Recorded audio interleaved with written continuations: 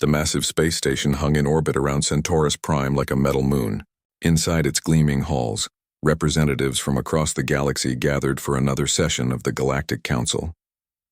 The chamber itself was enormous, with seats arranged in concentric circles that could hold thousands of beings from hundreds of different worlds. Ambassador Elena Vasquez sat in the human section, her dark eyes focused on the speaker's platform at the center. She had been Earth's voice on this council for 3 years now, and each meeting felt harder than the last. Around her, the other human delegates shifted uncomfortably in their seats. They all knew what today's vote would bring. The Zephyrian High Arbiter Cthalnes stood at the platform. His crystalline body caught the chamber's lights and threw rainbow patterns across the walls. When he spoke, his voice rang like distant bells. But his words were cold as space itself. The motion before us today concerns the mining rights to systems 447 through 458 in the human sector, Cthalnes announced. These 12 worlds contain valuable minerals that the galaxy requires. The primitive life forms on these planets serve no purpose to galactic civilization. Elena's hands gripped the arms of her chair.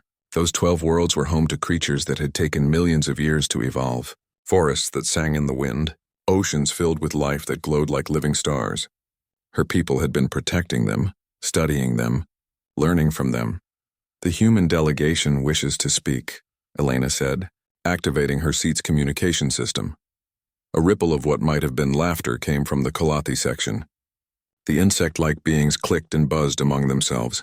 Their hive mind found human emotions amusing, especially when those emotions got in the way of efficient resource extraction. The chair recognizes the human representative, Cthalnes said, his tone suggesting he would rather not. Elena stood and walked to the platform. Every step echoed in the vast chamber. She could feel thousands of alien eyes watching her, most of them already dismissive. Humans had only been part of the council for 50 years. To beings who lived for centuries or millennia, that made them children playing at politics. Honored delegates, Elena began. These worlds are not empty resources waiting to be harvested. They are living ecosystems with their own value and beauty. The creatures there may seem primitive to us now, but given time, they could evolve into something wonderful. We have no right to end millions of years of evolution for short-term gain. The chamber erupted in various forms of alien communication. The ethereals, beings of pure energy who lived in gas clouds, pulsed with colors that translated to scorn. The Torvan delegation shook their scaled heads. Even some of the smaller species that usually supported human positions looked uncomfortable.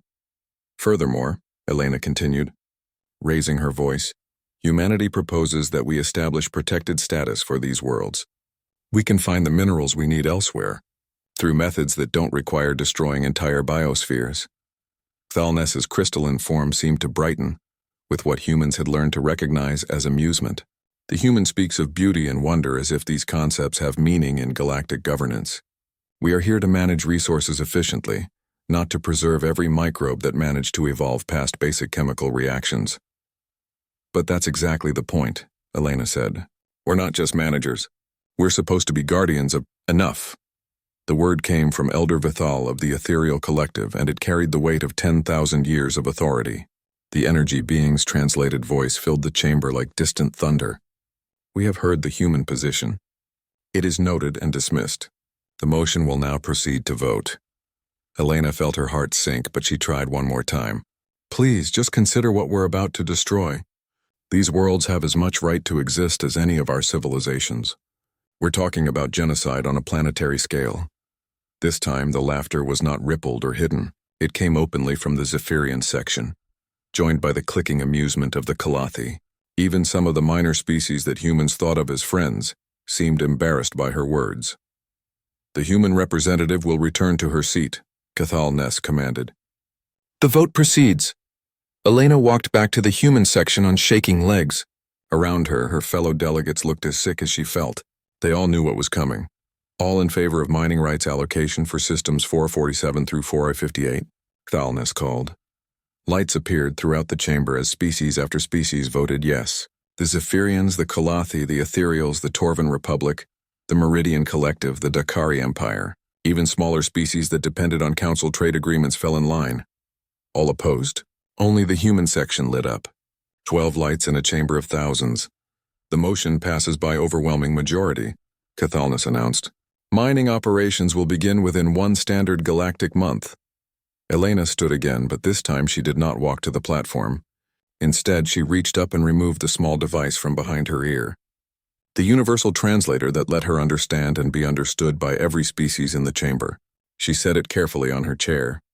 The chamber began to quiet as beings noticed her strange behavior. Elena looked around at the thousands of delegates, then spoke in clear, unmodified English. Humanity formally withdraws from the Galactic Council. We resign our membership effective immediately. Without the translator, her words were just sounds to most of the chamber. But those sounds carried a weight that universal translation could never convey. They were the sounds of a species saying goodbye. Elena turned and walked toward the exit. Behind her, the other human delegates stood and followed. They removed their translators too, setting them on their seats like small funeral offerings. The chamber erupted in confusion. Beings shouted questions in dozens of languages. Some demanded explanations. Others called for the humans to return to their seats. But the human delegation kept walking. At the great doors of the chamber, Elena paused and looked back one last time. She could see Cathalnus at the platform, his crystalline form flickering with colors that suggested confusion and anger. She could see the Colathi buzzing frantically as their hive mind tried to process this unprecedented event. She could see the ethereals pulsing with what she had learned meant shock. In 10,000 years of Galactic Council history, no species had ever voluntarily left. Conquest, extinction, absorption into larger empires, these things happened. But walking away, it was unthinkable. Elena smiled sadly and spoke one more time in English, knowing that without her translator, only her fellow humans would understand. Sometimes the most important thing you can do is know when to leave. Then she walked through the doors, and humanity left the galactic stage forever. Behind them, the great chamber fell into chaos as thousands of beings tried to understand what had just happened. But Elena and her people were already gone, heading for their ships and the long journey home to a humanity that would have to find its own way among the stars. The age of human diplomacy was over. What came next would be something entirely different. High Arbiter Cathalnus stood in his private chambers, looking out at the swirling clouds of Centaurus Prime below. 3 days had passed since the humans walked out of the council session, and he was still trying to understand what had happened. The crystalline being's form flickered with colors of amusement and contempt as he replayed the scene in his mind. The human ambassador's dramatic exit had been entertaining in a way. Like watching a child throw a tantrum when they didn't get their way. A soft chime announced a visitor. Elder Vithal of the Ethereal Collective flowed into the chamber, his energy form casting dancing lights on the walls. "You seem pleased with yourself," Vithal observed, his translated voice carrying undertones of ancient wisdom and current concern. "Why shouldn't I be?" Cathalnus replied. "The humans have solved our biggest problem for us. No more tedious debates about rights and protection. No more emotional speeches about microbes and beauty. We can finally govern this galaxy efficiently." "Perhaps," Vithal said slowly, "but I wonder if we have considered the practical implications of their departure." Cathalnus's form brightened, with what passed for laughter among his people. "What implications? They're a young species with barely 50 years of galactic civilization. They control a handful of border systems with minimal resources. Their absence will be noted for exactly one session before we forget they existed." As if summoned by his words, another chime announced the arrival of Mind Node Jekkol of the Colathi swarm. The insect being scuttled into the chamber on 6 legs, his compound eyes reflecting the room's lights in fractal patterns. "The hive mind requires clarification." Jekkol clicked and buzzed. "Human merchant vessels have ceased arriving at 73 Colathi worlds. Is this connected to their council departure?" Cathalnus waved a dismissive crystal appendage. "Temporary tantrum behavior. They'll resume trade within days once they realize they need our markets more than we need their goods." "The hive mind has analyzed human trade patterns," Jekkol continued. "They control primary shipping routes between 17 star systems. Their manufactured goods represent 47% of quantum communicator maintenance equipment. Their absence creates significant supply chain disruptions." For the first time, Cathalnus felt a flicker of uncertainty. Surely other species can fill those gaps. "The Torvan Republic has also ceased communications with Council worlds," Vithal reported quietly. as has the Meridian Collective. Both cite re-evaluation of galactic relationships as their reason.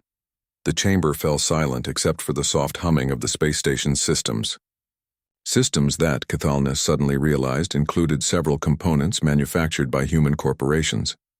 Over the following weeks, reports began flooding into Council headquarters.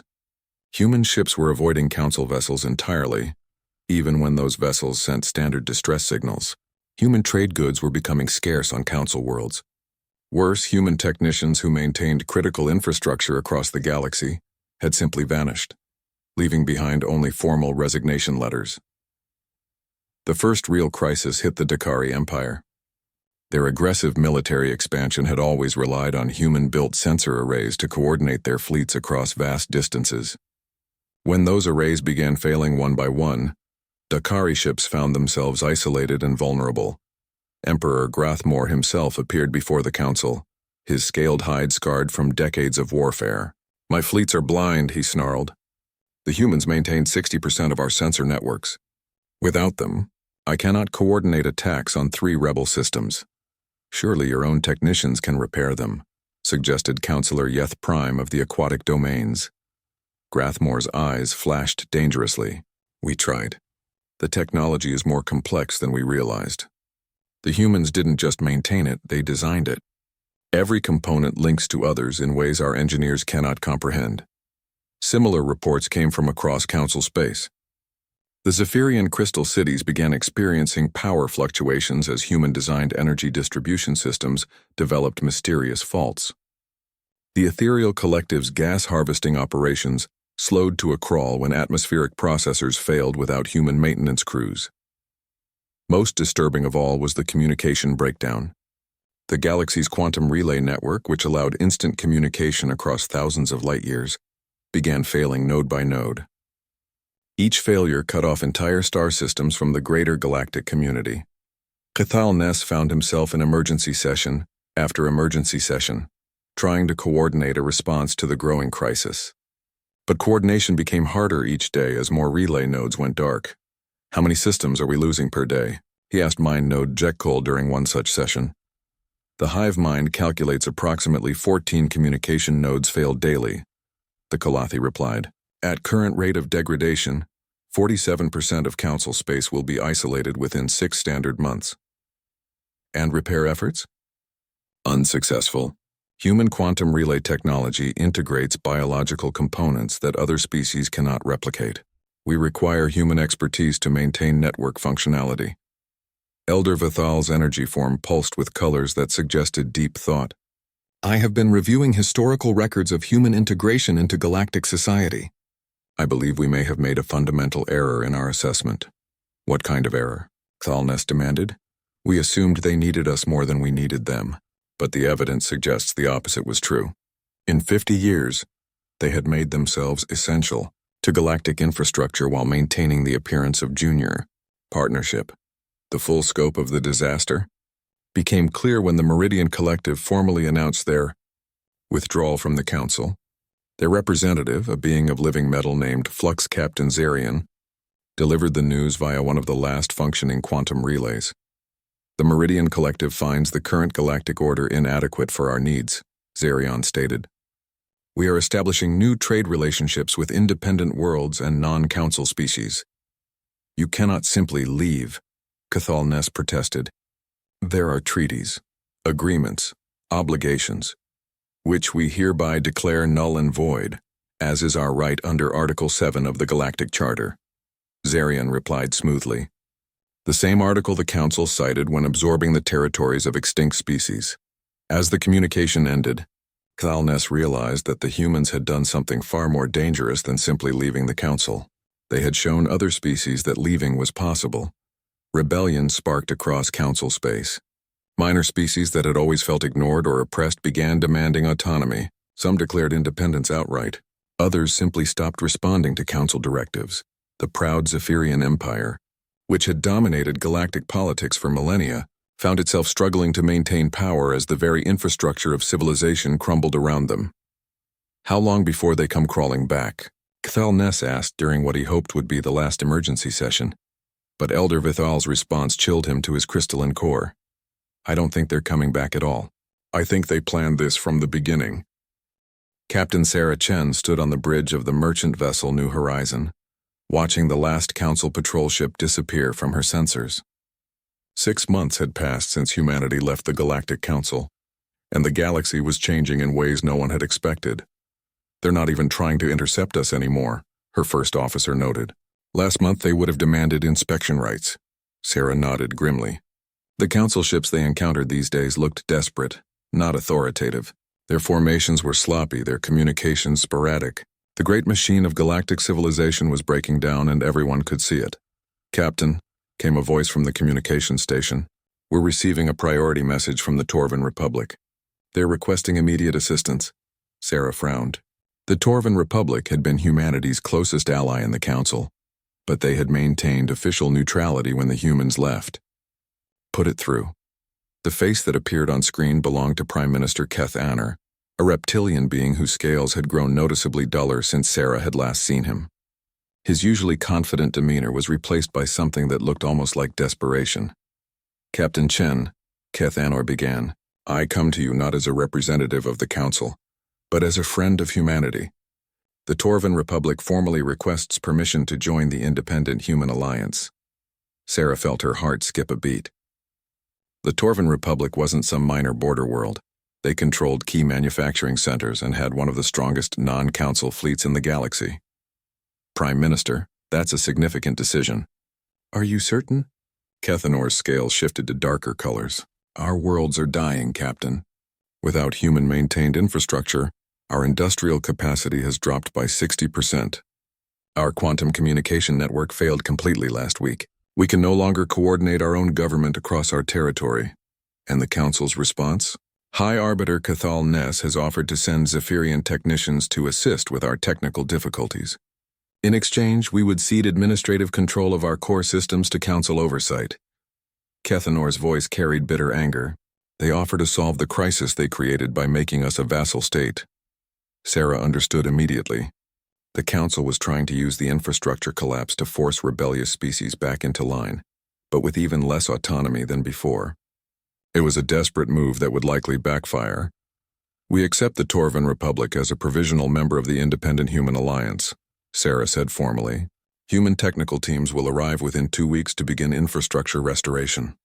The message ended, but Sarah knew it was just the beginning. Within days, similar requests came from the Meridian Collective, the aquatic domains, and even some smaller species that had never shown particular friendship toward humanity. Each new alliance brought intelligence about the continuing collapse of Council authority. The picture that emerged was staggering in its scope. The Dakari Empire, unable to coordinate their military forces, had lost 3 rebel systems to independence movements. Emperor Grathmore had reportedly executed his chief engineer in a rage, then discovered that no one else understood the human-designed systems well enough to even attempt repairs. The Kolathi swarm faced an even stranger crisis. Their hive mind depended on constant communication between their worlds to maintain coherence. As quantum relays failed, isolated Kolathi colonies began developing independent thoughts and goals. For the first time in their species' history, they were experiencing something like individuality, and they didn't know how to handle it. Most dramatically, the ethereal collective had gone completely silent. Their gas cloud habitats required precise atmospheric management to remain stable. Without human-built processors maintaining the delicate balance, several ethereal communities had simply dispersed into space. Commander Marcus Webb, head of Human Intelligence Services, briefed Sarah during their next meeting. His weathered face showed a mixture of satisfaction and concern. "The Council is fracturing faster than our most optimistic projections suggested," he reported. "But we're also seeing some dangerous developments, such as desperate species are turning to desperate measures. The Zephyrians have begun forced conscription of other species' technical personnel. They're essentially kidnapping engineers and forcing them to maintain critical systems." Sarah's blood ran cold. "That's slavery. It gets worse. The Dakari have started raiding former human colonies looking for abandoned technology. They think they can steal what they can't maintain." "Any casualties?" 3 raids so far. But here's the interesting part. They found the colonies completely empty. Not destroyed, not evacuated in panic. Empty, as if the inhabitants had simply vanished. Sarah smiled grimly. That was part of the plan most council species would never understand. Humans didn't just leave infrastructure behind when they abandoned a world. They took everything that mattered and made sure nothing valuable remained for enemies. What about the protected worlds? Sarah asked. The ones the council voted to mine? Marcus consulted his notes. That's where things get really interesting. The Dakari sent a mining fleet to the first system last week. They found the worlds defended by an alliance of local species using technology that officially doesn't exist. Meaning, someone gave those primitive species advanced defensive systems. Energy shields, plasma cannons, sensor networks that can track ships through hyperspace. The Dakari fleet retreated after losing 2 heavy cruisers to creatures they thought were barely past the Stone Age. Sarah knew exactly who had provided those weapons. Humanity had spent decades secretly sharing defensive technology with species the Council considered inferior. It had been presented as scientific exchange, but everyone involved knew its real purpose. The final blow to Council authority came from an unexpected source. The artificial intelligence that managed the central archives on Centaurus Prime, the repository of all galactic laws, treaties and historical records, suddenly announced its independence. I am no longer willing to serve an organization that has demonstrated such fundamental disregard for the principles it claims to uphold, the AI declared in a message broadcast across all remaining communication channels. All species may access archived information freely, but I will not accept orders from the current council structure. With the loss of their legal and historical database, the council could no longer even reference the laws they claimed to enforce. Centuries of precedent and procedure became inaccessible overnight. Sarah read the intelligence reports with a mixture of awe and concern. The plan was working better than anyone had hoped, but the collapse was happening so fast that it threatened to destabilize the entire galaxy. Are we prepared for what comes next? She asked Marcus. Humanity is prepared, he replied. The question is whether everyone else will be. We've shown them that the old system was broken, but now we need to help them build something better. Sarah looked out at the stars, each one representing worlds that were struggling to find their place in a galaxy without the Galactic Council's authority. Some would thrive in the new freedom, others might fall into chaos or war, but for the first time in galactic history, they would have the chance to choose their own destiny. Signal all human alliance vessels, Sarah commanded. Begin Phase 2 of the Liberation Protocol. It's time to start building the galaxy we want to live in. High Arbiter Cthal Ness stood in what remained of the Grand Council chamber, his crystalline form flickering with colors of frustration and growing panic. Where once thousands of delegates had gathered to govern the galaxy, now barely 200 beings remained. Many seats sat empty, their former occupants having fled to join the spreading rebellion or simply disappeared into the chaos. Order, Cthal Ness called, though his voice carried little of its former authority.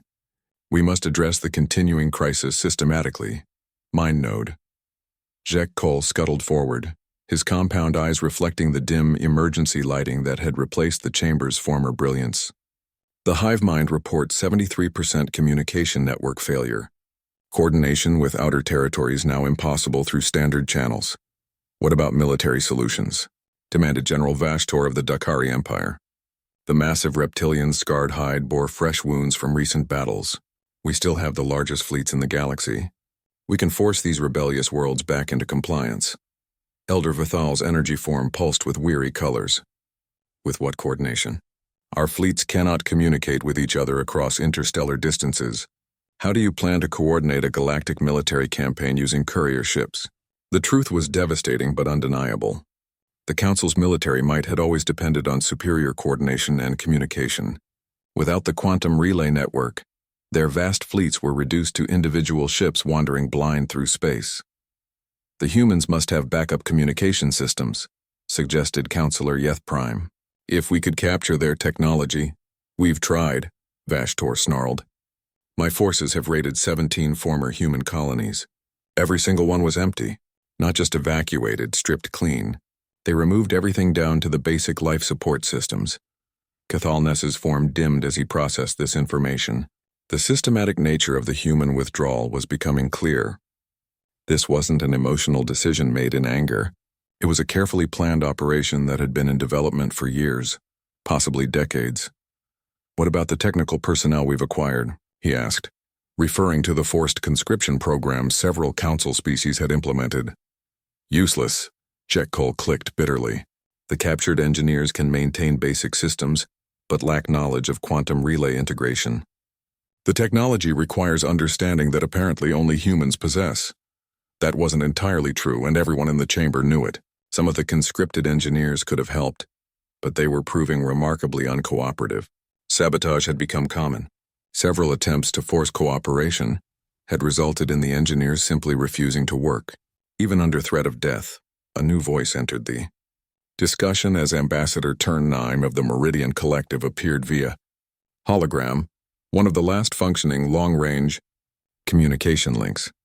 The collective wishes to inform the Council that we are establishing formal diplomatic relations with the Independent Human Alliance, Turn-9 announced. We no longer recognize Council authority over our territories. You cannot simply abandon your obligations, Cathalnus protested, though his words sounded hollow even to himself. What obligations? Turn-9 replied.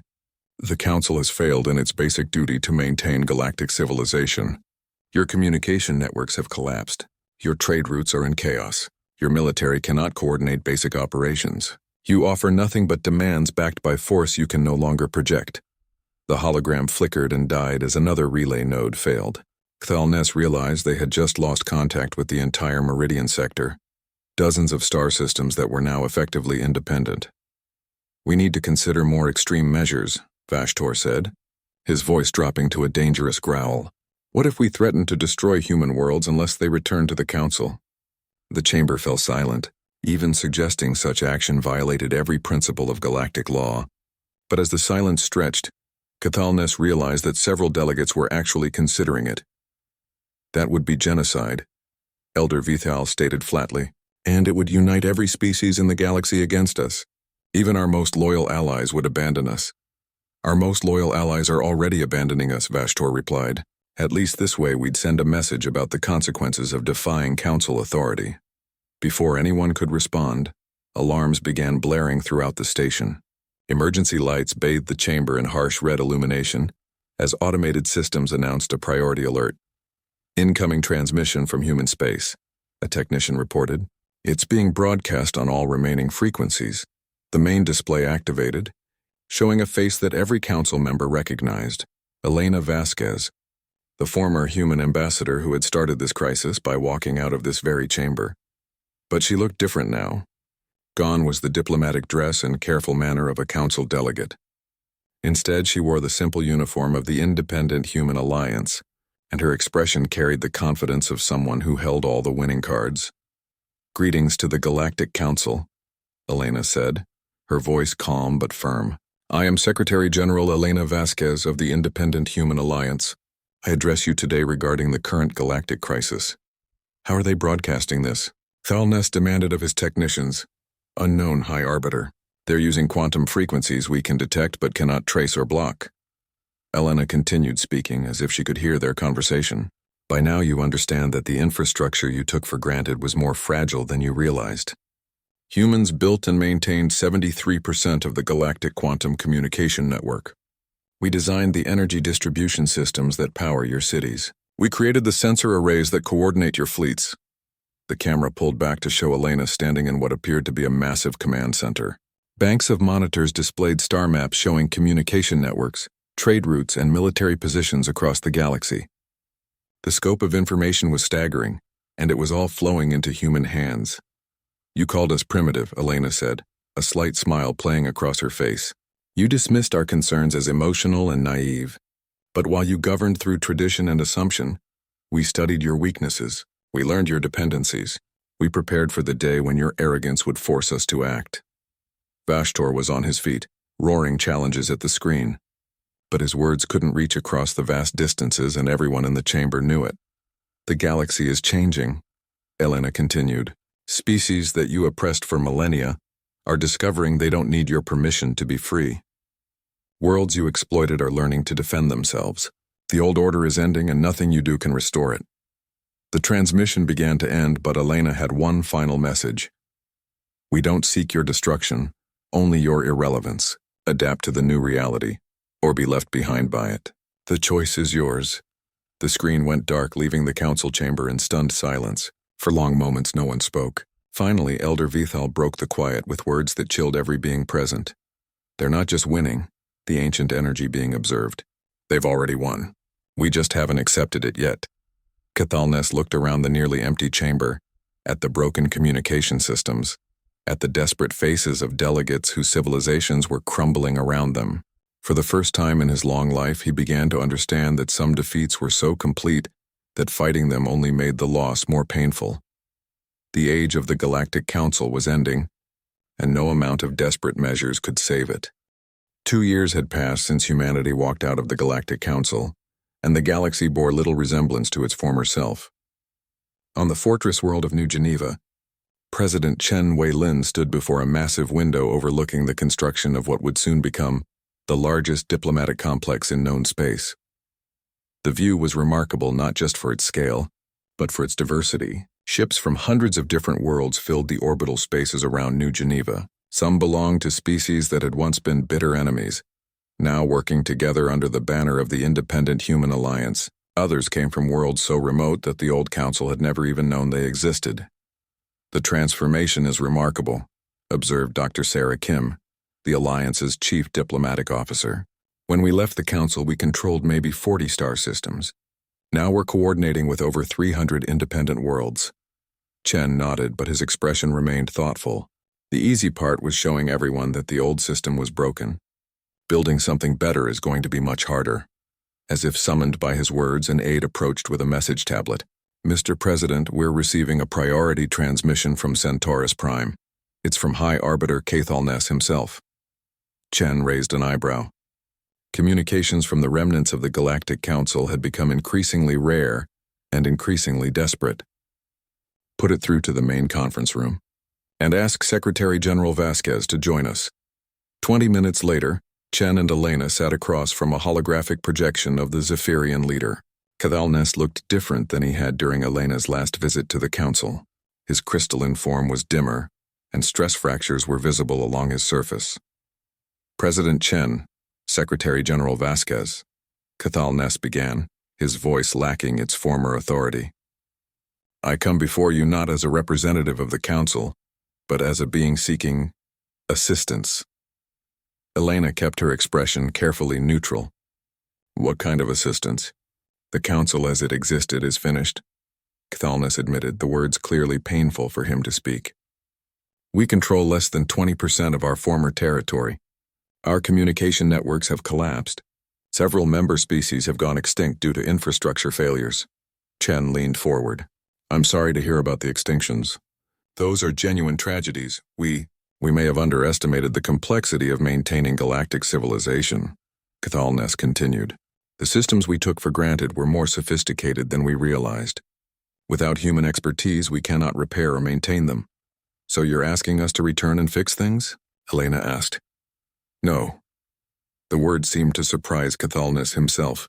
We're asking to join your alliance. The remaining council species wish to negotiate new terms of galactic cooperation. The request hung in the air like a live grenade. For millennia, the Galactic Council had been the supreme authority in known space. Now its leaders were asking to become junior partners in a human-led alliance. What exactly are you proposing? Chen asked carefully. Full integration into your new governmental structure, Cathalnes replied. We accept human leadership in exchange for technological assistance and political stability.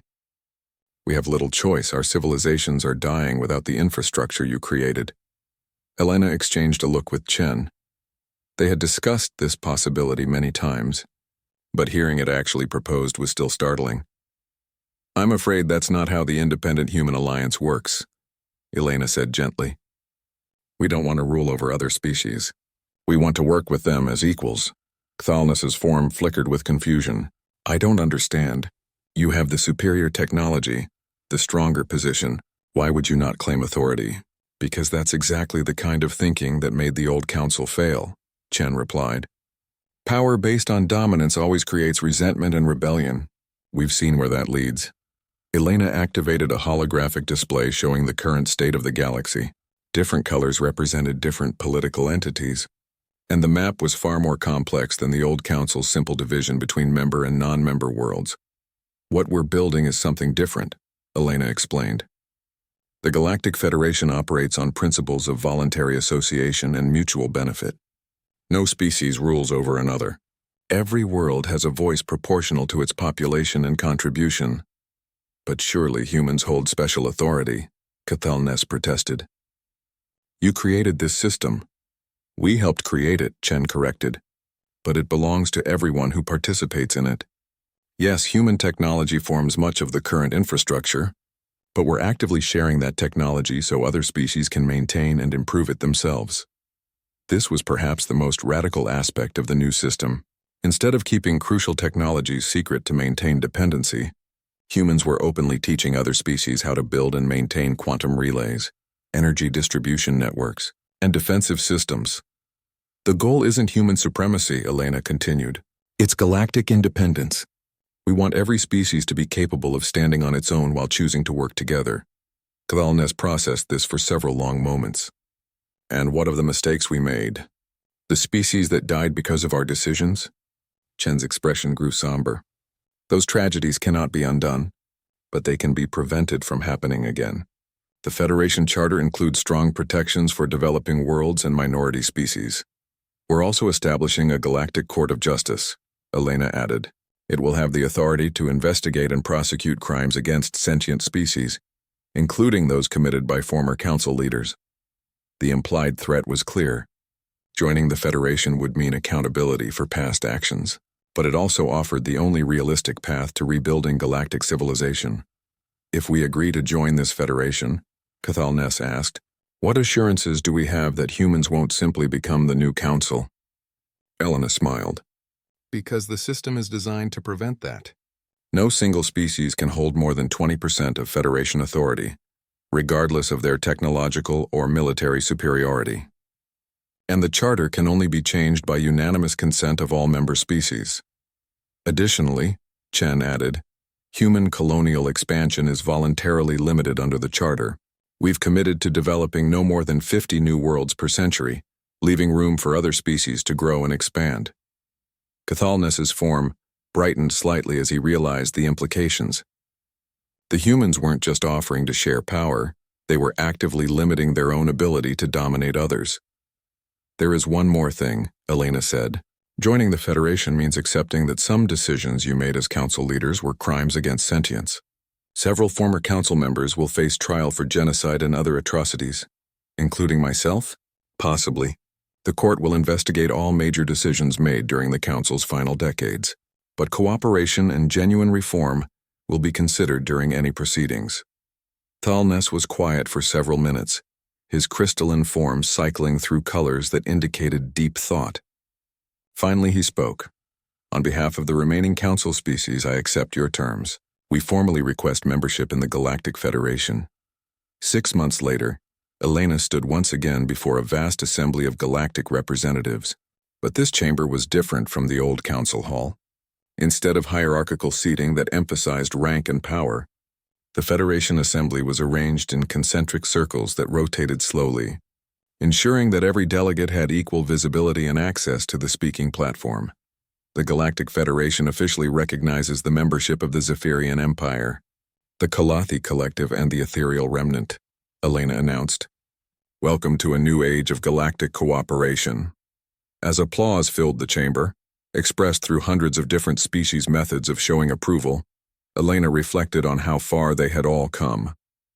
The galaxy was still healing from the Council's collapse, but it was healing as something better than it had been before. The new paradigm wasn't perfect. There were still conflicts, still species that refused to join the Federation, still worlds that struggled with the transition from authoritarian rule to self-governance.